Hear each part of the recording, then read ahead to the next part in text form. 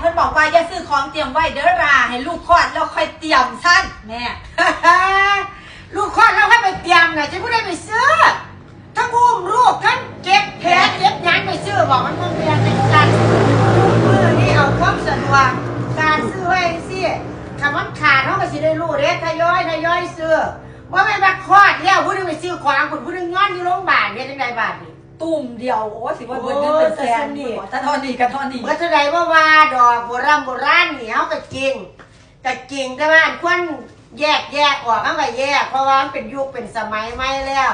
สมัยโบราณในกี่มันกีกสินเฮ็ดผ้าอ้อมมันจะได้ไปซื้ออย่างง่าย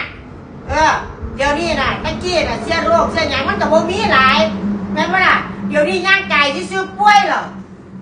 มันต้องได้ซื้อต้องได้เตรียมไว้ไปซื้อเที่ยวเดียวตุ้มนี่ว่าได้เร็วที่ว่าร้านคลอดนี่ไปสามารถเพราะไปซื้อได้หรอกเพราะอบปอ เก็บแพร เขาพาออกเขาไม่ได้คลอดแล้วมันสั่งพิมพ์จ้างแบบขอร้านคลอดไปซื้อช่วยสิไปซื้อช่วยสิมาซักจะว่าขาดอย่างแน่จักลูกบ้านี่มันไม่ได้ขณะไปหาคุณหมอยังคะคุณหมอว่าเตรียมเลยเตรียมของไว้เลยเวลาคลอดออกมาแล้วหนาวใส่รถมือมั่มแล้วไป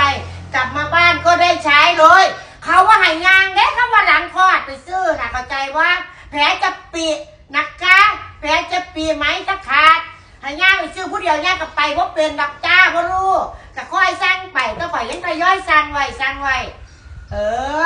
อันโบราณนั่นถือเขาก็ถืออยู่แต่ว่าเรื่องเด็กนี่นะไปตามคุณหมอคุณยังแล้วให้เตรียมเลยแม่คุณแม่คันค่าคลอดธรรมชาตินี่เพราะได้เตรียมไปใส่รถไว้บุกตัวเตรียมใส่รถไว้เก็บรถกับไฟอันนี้เรารู้มือแล้วก็เตรียมไว้ไปสิบ้าไปซื้อของอยู่หันเที่ยวซื้อเทละชิ้น2 ชิ้นยังก็ปล่อยกันลืมฉันแล้วบ้างไปซื้อไม่ไหวสิดีแล้วเด้ออันนี้ถือกับถืออยู่จ้านะคะก็เป็นงานดอกมันยุคมันสมัยใหม่แล้วนะคะตะกี้น่ะปวดน้องน่ะต้มจะน้ำร้อนปุ๊บปิ๊กแก้วพลาสติกจักยังเป็นยังแล้วหุ่นเกียงอบก่อยปวดแก้วคุณเด้ชูมือดีเสียโรคมันหลายโรคไข้ไก่เจ็บมันก็หลายโรคติดต่อก็หลายเห็นบ่มันต้องระมัดระวังนะเตรียมไว้เลยใครที่เป็นแม่ใช่เตรียมไว้ใช่ค่ะอันนี้มาสุฟังอันนี้เราพร้อมแล้วเราก็มีให้เขามีน้องนะพร้อมแล้วทุกความพร้อมนะคะก็ว่าต้องนำมาว่าร้านเกิดมากที่ซื้อของอะไรเนี่ยอันนี้มันคือความพร้อมของเขาเนี่ยคือเขาเตรียมตัวมาดีเนี่ยคือความพร้อมที่จะมีแบงค์พร้อมที่จะจ่ายพร้อมกำลังที่จะซื้อบางคนสินามาโอ๊ยหนูเกิดมากขึ้นนั่นขึ้นนี่เนี่ยอย่าด่ามาเนี่ยอย่าดีดดากเนี่ยความพร้อมนะคะแต่ละครอบครัวมีบุตรเมื่อพร้อม